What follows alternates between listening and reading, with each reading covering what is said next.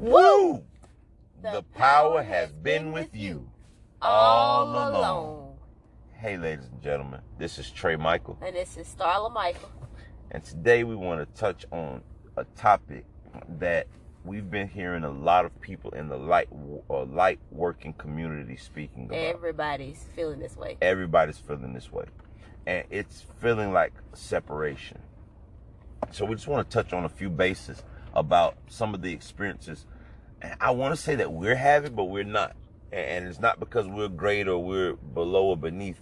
It's just this experience we've already experienced. Now, it's recapping that experience again of feeling out of the loop, not feeling like you're fitting in with the masses.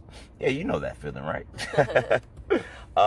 And I just want to tell all the light workers that all of the deep divers, all of the people who have done the inner work, the shadow work, the people who have went inside of themselves to fix themselves without the universe having to force them to change. Yeah, that's right. That's right. That your time of glory is near. And because of you being wise enough to let go of situations that no longer serve you, no longer being bound to tradition, no longer being bound to the way it's supposed to go. Because remember, the definition of insanity is doing the same thing over and over again. And hoping that you'll get a different response. That's right. So for all the light workers, don't feel left out. I know right now you're the minority. You're the minority who is not repeating the same cycle over and over, going into debt when you don't need to. I know my wife said she wanted to touch on a few of those topics. That's what really got us on this is Christmas, and we're not saying Christmas is bad. Christmas is good. The family gets together. That's a good thing, but if you're listening to this podcast before Christmas, just remember, we're telling you now that if you feel like you get the gifts for the kids every year, you put them under the tree, you dread Christmas, that means that it's something you really didn't want to do, but you still holding on to doing it because it's tradition. Oh, tradition. Because people are gonna look at you crazy or judge you if you don't decide to participate and do what the masses do. But if you dread Christmas, then you should change. And we changed a couple years ago. We stopped feeding into the Kool-Aid, buying the Kool-Aid. Mm-hmm. We get together as a family, but we don't splurge and spend all of our bill money on Christmas gifts for our children. I mean, by gosh, we love our children all through the year, but we don't just. We stopped that a long time ago. And after Christmas is over with, and after the kids got the gifts, the kids only gonna play with them for a few moments, a few days, and then they go up under the thing. Right. So a part of being conscious, like me and Starla already know, is looking at yourself and telling the truth. That's right. Are you really doing this for your kids? Yes. Are you really doing it because they need to have all the toys and presents on this day? Or can we be real? Are you really doing it just because you need to go on social media to tell everybody what you did get your kids? Mm-hmm. Or you're ashamed to say, hey, I didn't get my kids this, and this, and Ricky and Bobby and Shanae and Martin Lawrence and whoever else in your reality bought this and that for their kids. But the main thing is, are you doing it just because that's what you've always done? Repetitive motion, right? You've always done that, and it's so hard to let go of what you've always done, even though it's no longer serving you. Correct. And I know you guys, a lot of people disagreeing with this now. But I want you to replay this segment after Christmas when I'm saying you all, I'm not going to say you all because it's slumping everybody in, assuming that everyone has the same perception of reality. That's right. But for those that are just following just because they were told to follow, we know, because I've been there before, that right after Christmas, everybody's waiting for income tax time to replenish back up. But I want you guys to really think about something, to dive deep inside of yourself to see what's truth and what's not your truth.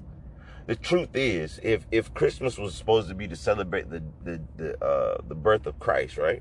Mm-hmm. But then you can just go and celebrate that. That's true. If Christmas was a day that you just get together with family, well, you can just get together with your family. But instead, Christmas has become a day that you have to pretend to be Santa Claus. That's right. And the day that capitalist corporations, Walmart, Kmart, the Target, all of these groups boy. of people, Amazon. These are the days that they capitalize the most on your willingness to follow the same traditions over and over and again.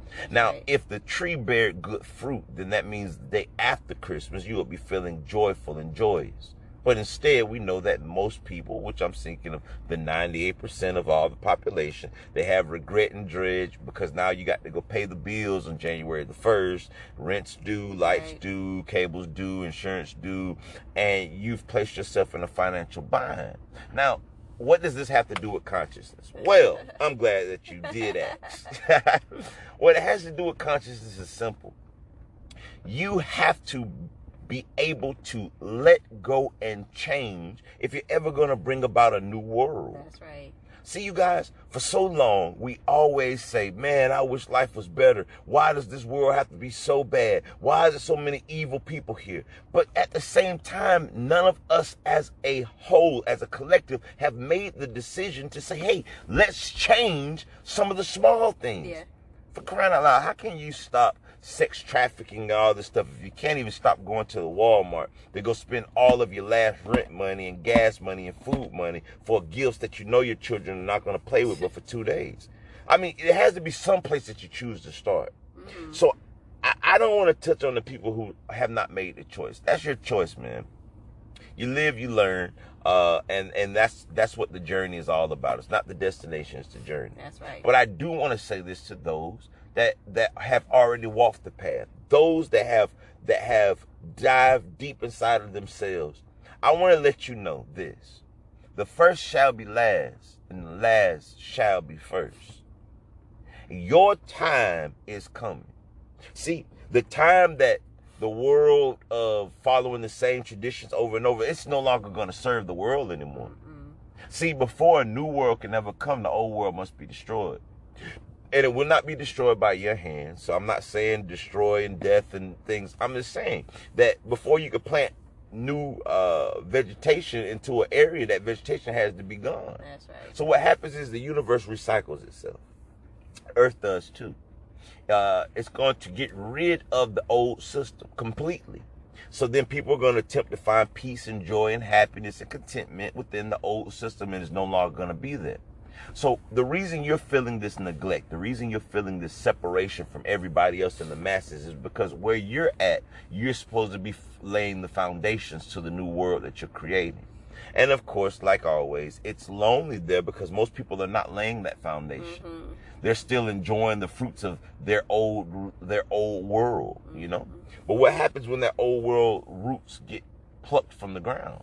There's no more vegetation. There's no more food for them to eat. And the only place that it'll be food is where we stand. So I'm saying this to you now. Yeah, you feel like the outcast right now, but soon you'll be the popular kid. Soon you're going to be the new kid on the block. Soon you and I and my wife, those that have chose to do the hard work, you will be the kings. So embrace this moment. That's right. Embrace it. 2020 is here, baby. That's right. And then let me add one more thing while we're speaking about change. Because we've let go of a lot of things. We've changed a lot of things in our life. A lot of ideologies that we had have changed. And one thing that I've been experiencing is once I do make my changes, it's just because I changed today, next month, I might need to change again. Ooh. Something might not be serving me now that I've changed. I say I changed this. I'm not this, and I changed. And next month, something comes to me and I says it's no longer serving me. So I have to change again. So I have to be willing to acknowledge it, which I'm learning, and I have to be willing to change again. Okay, and Charlotte, I want to touch on that. It's funny. Now, the reason my wife's saying this is we had a discussion last night about the same topic. That's right. About how many times that we change. So I want to explain why you have to continuously change. Yes, okay? change. So I'm going to get into that topic. It's as simple as this. Words and explanations, like the ego and the soul and all these things. See, the truth is those are just ways to describe to our little bitty brains, okay? Mm-hmm. Remember, you don't even use, 15% of the human brain. You don't use nowhere near 15% of your brain, okay? Mm-hmm. So that means there's portions of reality, not portions. There's a mass swath of reality that you can't even perceive. I can't even perceive. I mean, my mentors probably can't even perceive it. So what happens is, hey, it's levels to this. Yeah, and hey, like they say, it's levels to this. Yeah, you know, it's levels. And each level that you go to, you can't take the same, what you learned in the third grade. You can't go take your knowledge of the third grade. You know, I made all A's of the third grade. So I'm going to use third grade knowledge every place that I go to. No, it's time to break down that third grade knowledge. They're going to tell you, hey, that's null and void. That's right. Now you got to go to the 5th grade and the 6th grade and the 7th grade and the 8th grade. And each time that you're going up, you're not just adding to. Sometimes you're finding out, wait a minute, I didn't even need that. No. Right. We had to explain this to you so that you could understand that. That's right. You guys, the universe is ever evolving. You have to evolve or die. That's right. Okay? And that's what my wife is basically touching on. I want to give you guys something that happened to me in my reality when I had to make change. So when I first became aware, it was in 2012, and I was upset with watching black people always being locked up and incarcerated or on drugs, and that was the reality that I experienced. I was Mr. Goldmouth, and everything that I was seeing was shoot 'em up, and bang, bang. Your friends got AR-15s and AK-47s and MAC-9s, and that was the reality that I was living in. Every house I go to, your friend got the Uzi laying by the door, and this was my truth. So I became disgusted with that portion, not knowing that I was getting ready to have a spiritual awakening. But it started out with me realizing who I was as a black person, you know, because through American history, we were always told that we were just slaves, you know, slaves, and you ancestors are slaves. So I started going to the library and getting tons of books to find out, well, honestly, we were royalty, right? That we were the pharaohs that they speak about in Kemet or Egypt. And then I started realizing the truth. Like, wait a minute, Egypt is in Africa. Why are all the paintings on the walls of the black people dark skinned? Wait a minute, someone had hid our knowledge. And when I say our, that was my old perception, because our now is all life force. That's right. Okay? So I'm telling you about my old perception of reality. And I was saying our meaning black people, right? And I became like a black activist type person. Not saying a black activist that I was against white people or that I was only pro-black. I was just proud to be black. And I had to experience that because I was never proud to be black. You know? I thought that black meant to be ignorant. I thought black, you had to be dumb. You know, I'm talking about I'm talking about blah, blah, blah, you know, all that craziness. And if I would have stayed there, I would have never been able to, if I didn't change, even though I had to make the change from being the drone black boy with the pants sag, going to sell drugs and shoot 'em up. But then I changed into another version of me, this black activist, this one who's trying to tell the blacks that it's time to stick together as black people. If I would have stayed there, I would have still been lost. That's right. Because then I would have been in duality. I would have been in separation. What about all humanity, you know? So what happened was, I told the universe, like, oh, thank you for showing me about my people. Kemet, yes. Thank you, universe. Thank you. And the universe like, yeah, Trey, is good. You learn. Now let me teach you something new. Yes, I'm ready to learn new. We're going to put a stop to this white suppression. You know, it said, okay, hey, white people are your brothers and sisters. That's right. They're your brothers too. What? Wait a minute. What is this that is coming? You know? Ding, ding, ding, ding, ding. Change. And then the universe started showing me that all of this ethnicity was separation. What I'm saying is, I graduated, and I was time to me then to learn wholeness, togetherness, you know? And that was a big shift. I wanted to hold on to being pro-black. No, the blacks need me, you know? And it's funny to me now, you know? That's right. But I know a lot of people are going through this same process. Listen, you guys, in order to achieve infiniteness, you got to get out of your box. That's right. You have to get out of the little template that you're using. I mean, it served you for a while. That's right. You got to learn to flow like water. Flow like, man, that was perfect. Say it one more time, Starla. We have to learn to flow like water. Flow like water. Mm-hmm. Water doesn't fight what containment it goes in. It forms any shape that you place it in. And that's why water makes up 80% of the earth. You guys, what we're saying is this. The great shift is upon us. And right now, it is time for us to make this shift with the universe. Don't be like the rest of the people who are going to hold on to the bitter end. You were going down with the ship. No. Why go down with the ship when there's another ship right outside your door? Mm-hmm. You know?